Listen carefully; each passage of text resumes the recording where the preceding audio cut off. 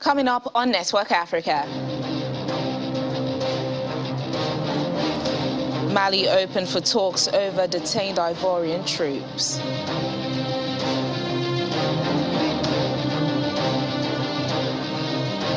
The World Food Programme says up to 20 million people in Kenya, Ethiopia and Somalia are at risk of starvation by the end of the year. Plus, authorities in Morocco say forest fire in the northern area of the country have been contained.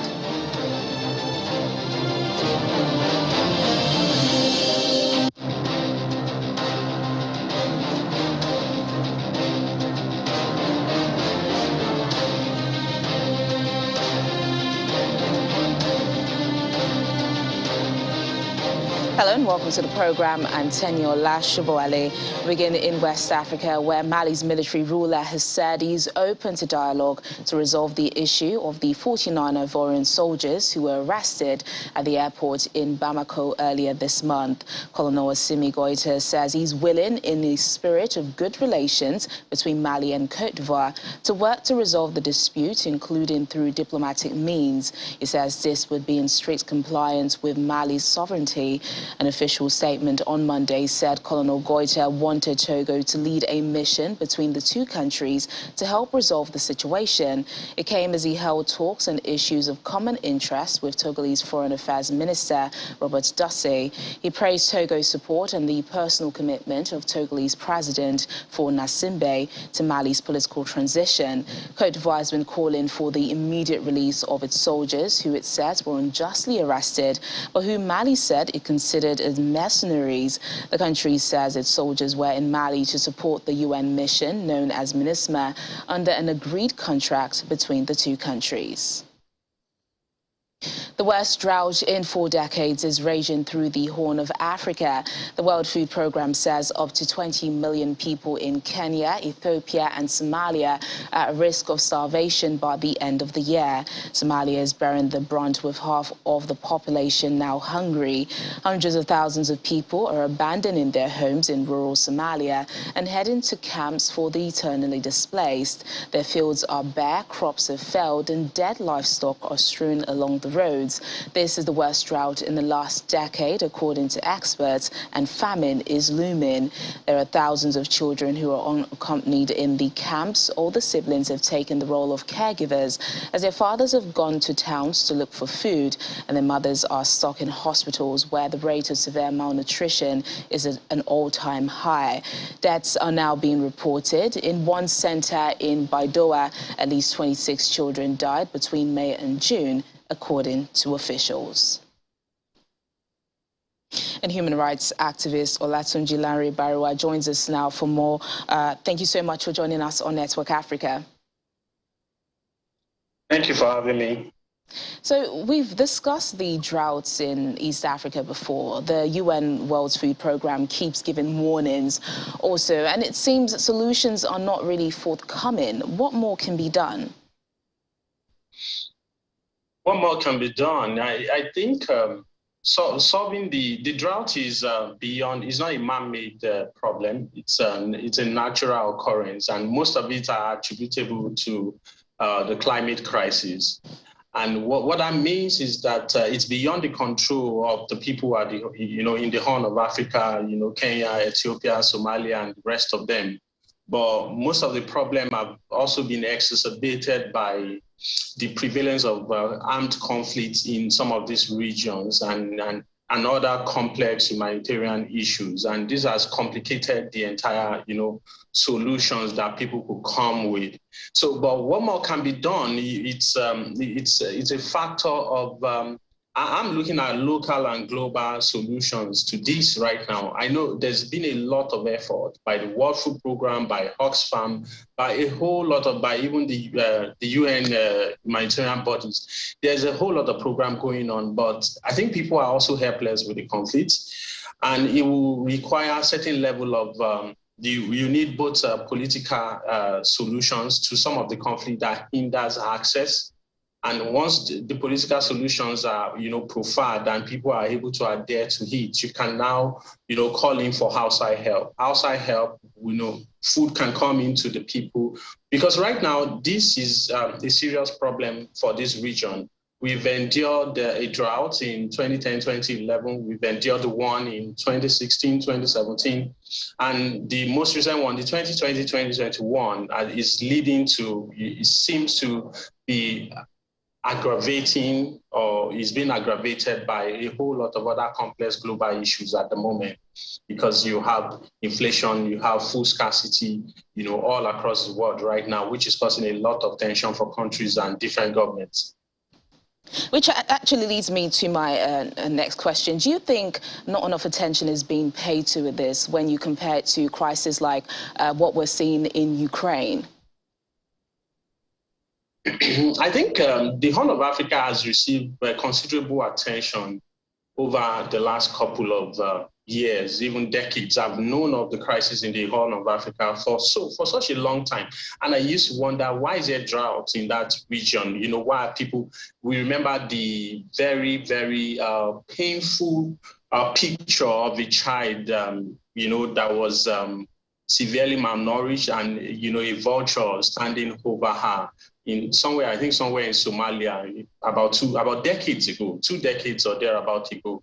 And, those are pictures that still haunt our memories today. So this crisis has always been on, and I think there's been a lot of effort, but also there's been attention, really. Right now, a lot of resources in the global north is going towards the crisis in Ukraine, towards other intervention, across Europe and all that, and especially the refugee crisis that the Russian-Ukrainian war has triggered. But right now, that may have reduced intervention to the Horn of Africa. That may also have reduced contribution from the regular donors. And you can't take out donor fatigue also in this particular situation, because you keep pumping in money, and then you don't seem to see light at the end of the tunnel. But this is a climate issue, and the climate angle to it, the environmental dimension, is the reason why I feel we can globalize the problem.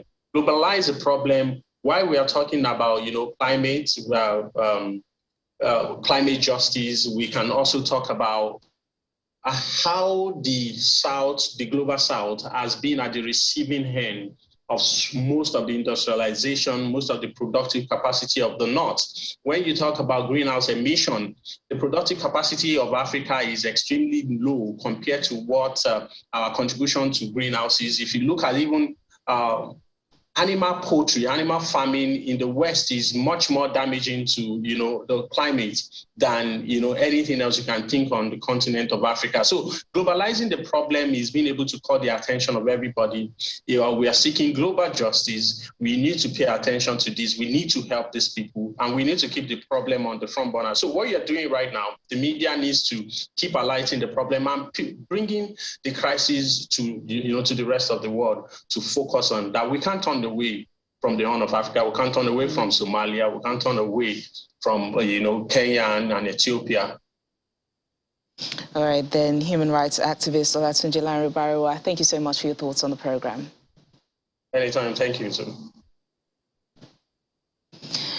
An inaugural environmental conference on the management of protected and conserved places across Africa is underway in the Rwandan capital, Kigali. Addressing delegates, Rwanda's Prime Minister, Edouard Ngirente, said it was high time that African policymakers put in place strong measures and strategies to ensure that the devastation of the continent's rich biodiversity was stopped. Organizers say the week-long meeting aims to protect Africa's wildlife and sustainable development while conserving the continent's cultural heritage and traditions. Delegates are meeting under the umbrella of the International Union for Conservation of Nature. It represents hundreds of organizations and thousands of experts around the world.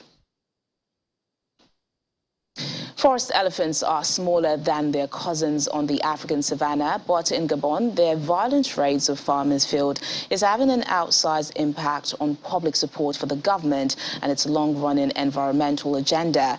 A study published in Global Ecology and Conservation in December showed that Gabon is home to a stable population of over 95,000 forest elephants, or an estimated 60 to 70% of Africa's population of the unique species, which is facing dramatic declines in other parts of the Congo Basin, partly due to habitat loss.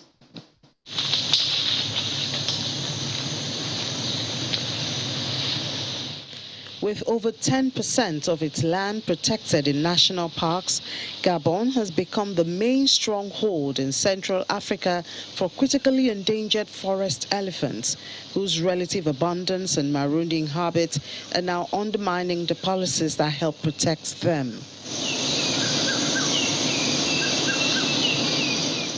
Just outside the capital, Libreville, splintered tree trunks, trampled undergrowth and churned up earth mark where an elephant strolls through the jungle.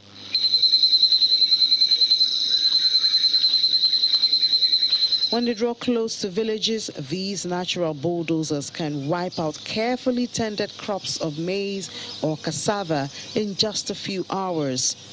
This has led to deadly human-elephant encounters and generated thousands of written complaints to the authorities from rural communities in recent years. That causes problems because villages feed themselves from those plantations. And when the elephants, it's all this, something you have been for months, and that will give me food for my children and all this. The elephants in one day, only one day, it destroys it. Something that could last for me and my parents maybe 1 year, it's just vanish in one day. You see how people get mad and sometimes kill the elephants. Up to 50 elephants are killed every year in revenge or self-defense, while around 10 people have been killed by elephants in the past 2.5 years. And that's according to the Environment Ministry, which says there's not yet enough data to quantify long-term trends. To fill the knowledge gap, the ministry this year launched a database and app to track and verify elephants' disturbances. Under a previous system, part funded by the World Bank, over 8,370 written complaints about elephants were recorded between 2016 and 2020. The human-elephant conflict in Gabon is a growing and serious problem for rural people. Some people cannot farm anymore. The elephants are eating so much of their crops. And so if we cannot provide protection to those people in the form of electric fences, we have the technology. It's just a matter now of money to build the electric fences to protect people's crops. When we protect people's crops, they say, we're fine. We're fine with elephants out there. We're fine seeing the elephants from our village, as long as they don't come in and eat our crops. An association of women farmers in western Gabon say elephant raids were causing food prices to rise, spurring rural exodus and driving up perceptions that the authorities prioritize elephants' interest to support the around 1/3 of Gabonese who live in poverty. The public outcry has recently pushed the government to take unprecedented steps. For the first time, it has set aside $4.5 million in this year's national budget to compensate farmers for trashed crops. It's also allowing charity space for giants to trial elephant-repelling electric fences that have been customized to simplify their installation and maintenance in dense tropical forests. Compared with the multi-strand fences common in East Africa, this single length of electrified wire is strung between stakes or trees and can be easily moved to accommodate rotational subsistence farming practices, according to the SFG, which plans to install 80 fences across Gabon by the end of July and 500 by the year end if it can get the funding. The 57 fences set up so far have registered 44 interactions with elephants, of which all were repelled. It seems like they seem to be working. Of course, it's early days because elephants are smart, and what might keep them out of a fence now as they get shocked, they can eventually learn to get around if they really want to.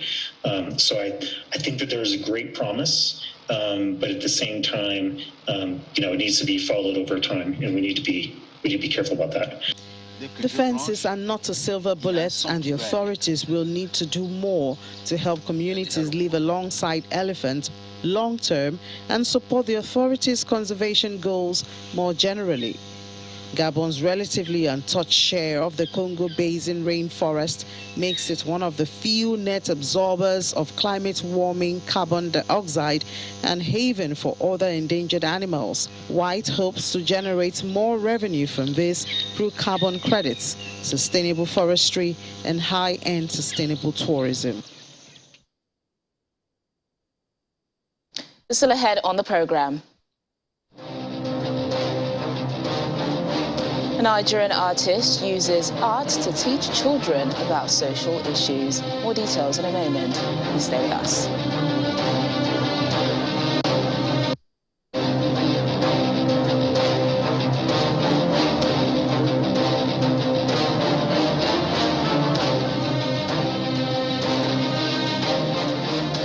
Thanks for staying with us. Firefighters in Morocco say the forest fires that have been devastating wooded areas in the northern region since last week have been contained or under control.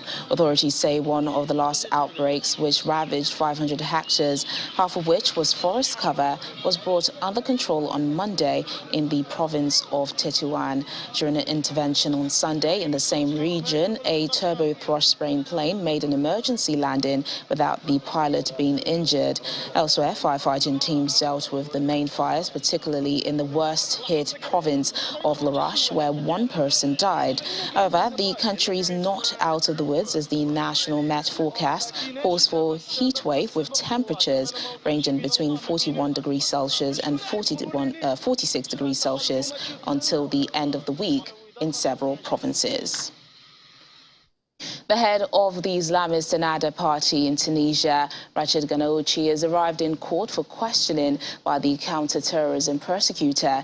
He's been investigated over allegations of corruption and money laundering connected to a charity that's linked to Ennahda. Mr. Ghannouchi says the accusations against him and his party are politically motivated.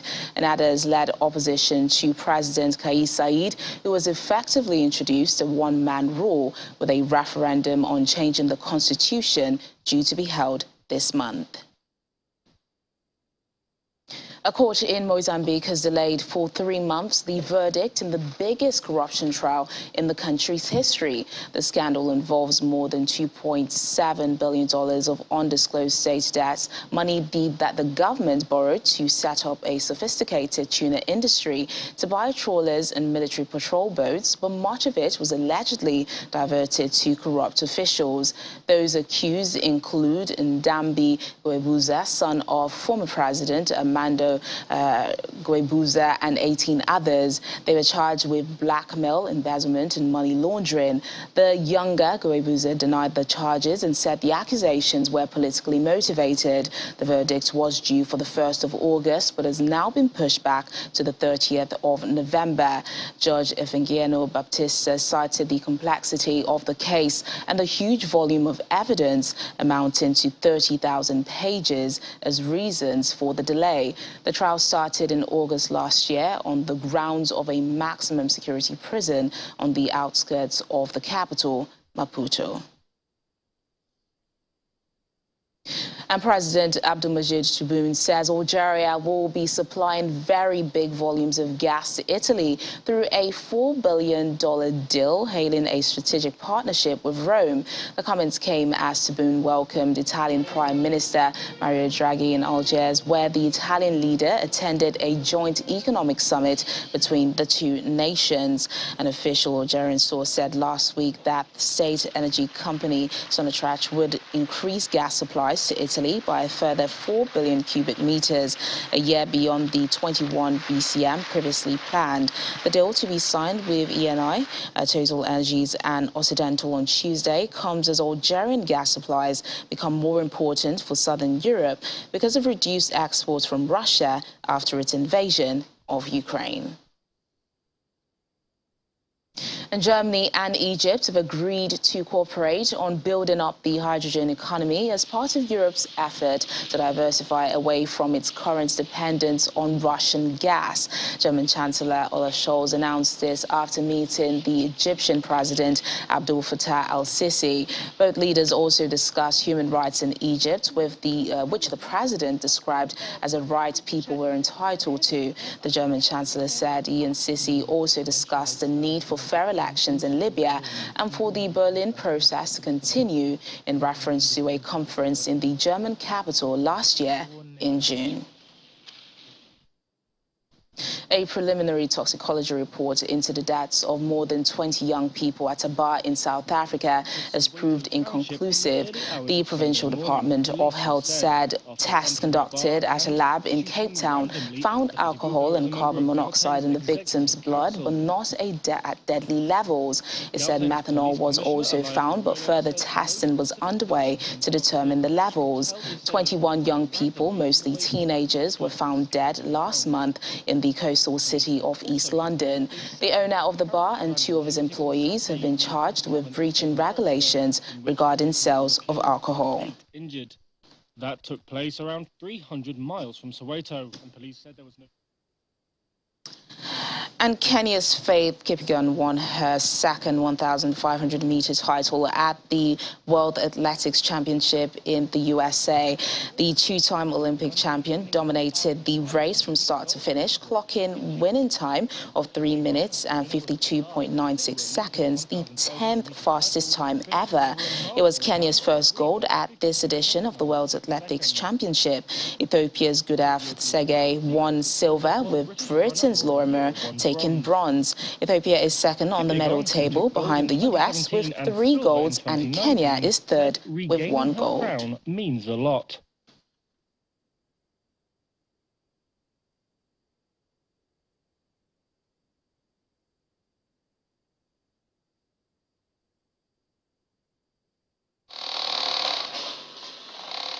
The Chiedza.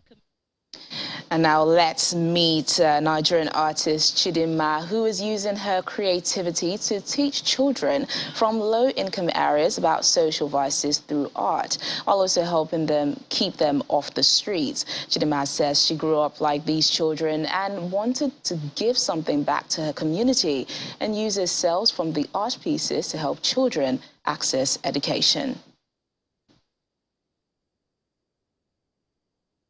Was the importance of collage?